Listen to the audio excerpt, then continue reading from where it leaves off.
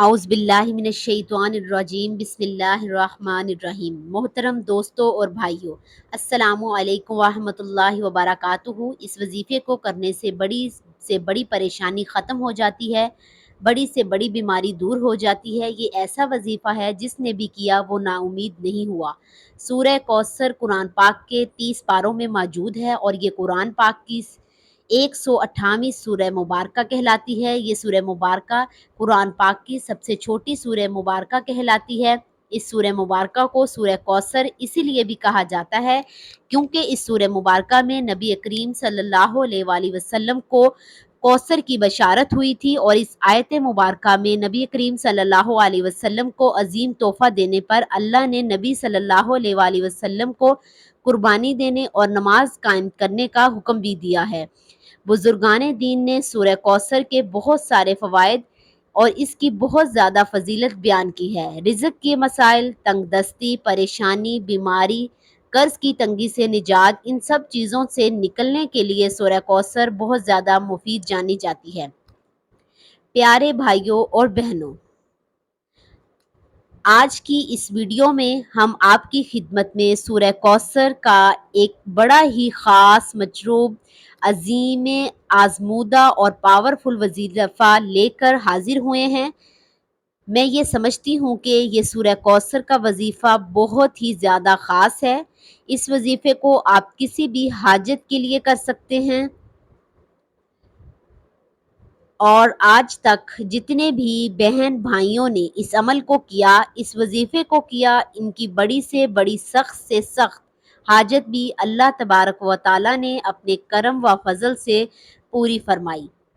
پیارے بھائیوں اور بہنوں، آج کا وظیفہ جو کہ سورہ کوثر کا وظیفہ ہے، آپ نے کیسے کرنا ہے اور اس وظیفے کو آپ نے کس وقت کرنا ہے، یہ سب جاننے کے لیے آپ سے گزارش ہے کہ آج کی اس ویڈیو کو آخر تک لازمی دیکھیے گا۔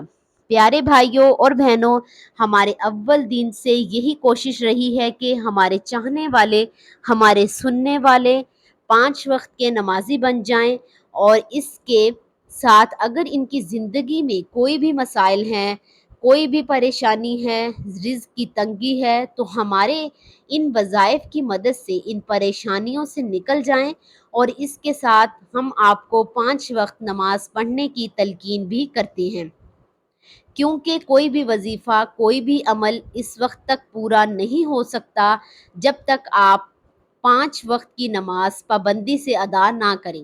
اسے آپ سچے دل کے ساتھ کریں، پھر دیکھیں انشاءاللہ اللہ تبارک و تعالیٰ آپ کی ضرور سنے گا۔ پیارے ناظرین، اللہ تبارک و تعالیٰ کو اپنے بندوں سے بہت زیادہ پیار ہے، اسی لیے اللہ تبارک و تعالیٰ نے قرآن پاک میں ارشاد فرماتا ہے کہ جب میرے بندے میرے بارے میں پوچھیں تو ان سے کہہ دیجئے کہ میں ان کے بہت زیادہ قریب ہوں۔ اس کے ساتھ ارشاد فرمایا کہ تم مجھ سے دعائیں مانگو، میں تمہاری دعاؤں کو قبول کرنے والا ہوں۔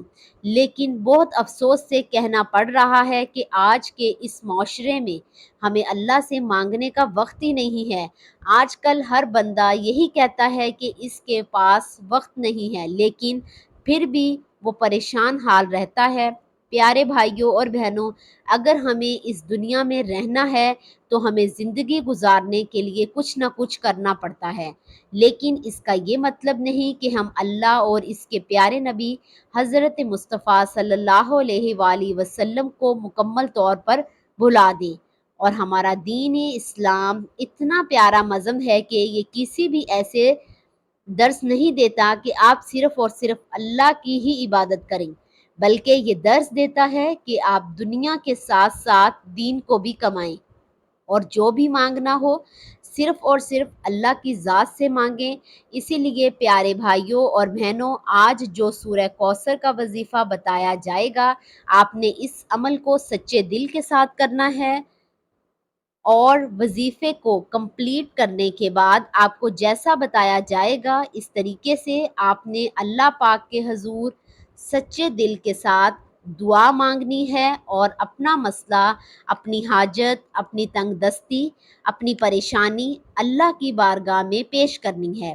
پھر دیکھیں کہ اللہ آپ کی کیسے سنتا ہے۔ پیارے بھائیوں اور بہنوں، وظیفے کی جانب چلنے سے پہلے آپ کو سورہ کوثر کے چند شان نزول بتا دیتی ہوں۔ عاصم بن وائل جو کہ مشرکین کے سردار میں سے تھا، اس نے ایک مرتبہ مسجد سے نکلتے وقت نبی کریم صلی اللہ علیہ وآلہ وسلم سے ملاقات کی۔ وہ کافی دیر تک نبی کریم صلی اللہ علیہ وآلہ وسلم سے باتیں کرنے لگا اور دور بیٹھا قریش کا ایک گروہ یہ سب ماجرا دیکھ رہا تھا۔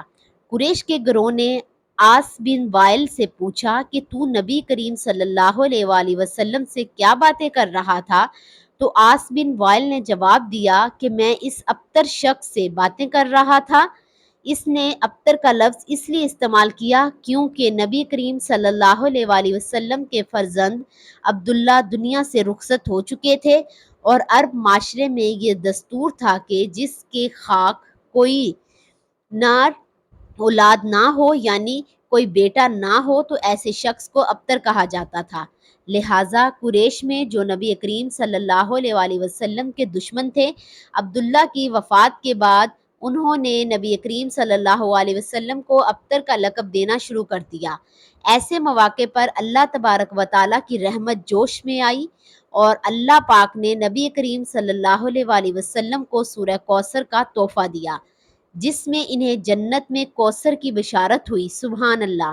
پیارے بھائیوں اور بہنوں، ایک روایت میں آتا ہے کہ صحابہ کرام بیان فرماتے ہیں کہ ایک روز نبی کریم صلی اللہ علیہ وآلہ وسلم ہمارے درمیان بیٹھے تھے۔ اچانک نبی کریم صلی اللہ علیہ وسلم پر ایک نیند اور بے ہوشی کی کیفیت طاری ہو گئی۔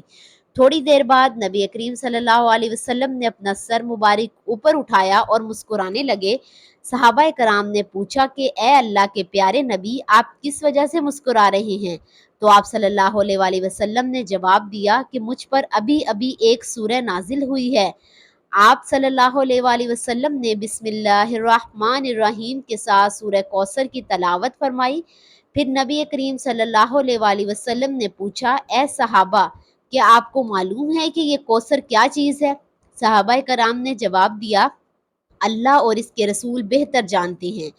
آپ صلی اللہ علیہ وآلہ وسلم نے فرمایا کہ یہ جنت میں ایک نہر ہے جس کا اللہ تبارک و تعالیٰ نے مجھ سے وعدہ فرمایا ہے، اور یہ ایک حوض ہے جس میں میری امت قیامت کے دن پانی پینے کے لیے آئے گی۔ اس نہر کے قریب پانی پینے والے برتن ستاروں کی مانند ہوں گے۔ بخاری اور مسلم۔ پیارے ناظرین، یہ سورہ مبارکہ بہت ہی زیادہ برکت اور فضیلت والی سورہ مبارکہ ہے۔ اس سورہ مبارکہ کی شان و نزول کے بارے میں بتانا اس لیے بھی بہت اہم تھا کہ جب آپ یہ وظیفہ کرنے کے لیے بیٹھیں تو آپ کو اس کا شان نزول اور اس کی اہمیت اور اس کے فضائل کے بارے میں بخوبی آگاہ ہونا چاہیے۔ پیارے ناظرین، اپنے عمل کی جانب چلتے ہیں کہ آپ نے سورہ کوثر کا وظیفہ کیسے کرنا ہے۔ یاد رہے کہ رات کو سونے سے پہلے یا عشاء کی نماز ادا کرنے کے بعد اس عمل کو کر لینا ہے۔ یاد رہے کہ سب سے پہلے آپ نے 2 رکعت نماز صلاۃ الحاجات ادا کرنی ہے۔ ان 2 رکعتوں میں آپ نے سورہ فاتحہ کے بعد 11 مرتبہ سورہ کوثر اور 11 مرتبہ سورہ اخلاص پڑھنی ہے۔ اس نماز کو مکمل کرنے کے بعد آپ اپنی جگہ پر بیٹھے رہیں، یعنی جائے نماز پر بیٹھے بیٹھے 129 مرتبہ آپ نے سورہ کوثر کی تلاوت کرنی ہے۔ بسم اللہ الرحمن الرحیم 129 مرتبہ سورہ کوثر پڑھنے کے بعد آپ نے اپنی آنکھیں بند کر لینی ہے۔ آنکھیں بند کر کے آپ نے اللہ تبارک و تعالیٰ کی کچھ دیر تک حمد و ثنا بیان کرنی ہے، اللہ تبارک و تعالیٰ کی بڑائی بیان کرنی ہے، اور یہ اپنے آپ کو باور کرانا ہے کہ اللہ کی ذات کتنی زیادہ عظیم ہے۔ بے شک اس کی بارگاہ میں ندامت کے چند آنسو بھی لازمی بہانے ہیں۔ اگر آپ کو رونا نہیں آ رہا تو کم از کم رونے والا منہ لازمی بنائیں، لیکن آپ جو بھی عمل کریں وہ سچے دل کے ساتھ کریں۔ آپ کی پوری کوشش ہونی چاہیے کہ اللہ تعالیٰ آپ سے راضی ہو جائے۔ پیارے ناظرین، یقین جانیں کہ اللہ جب کی ذات بندے سے راضی ہو جاتی ہے تو پھر دنیا کی کوئی بھی طاقت اس بندے کا کچھ بھی نہیں بگاڑ سکتی۔ لہٰذا ہمیشہ اللہ سے مانگنے کا اپنا یقین بنا لیں۔ اللہ تبارک و تعالیٰ بھی آپ کو کبھی محتاج نہیں کرے گا۔ انشاءاللہ اس عمل کی برکت سے آپ کی جو بھی جائز حاجت ہوگی وہ اللہ تبارک و تعالی اپنے کرم و فضل سے پورا فرمائے گا انشاءاللہ۔ دعا ہے اللہ پاک ہمارا سننا قبول اور منظور فرمائے، آمین۔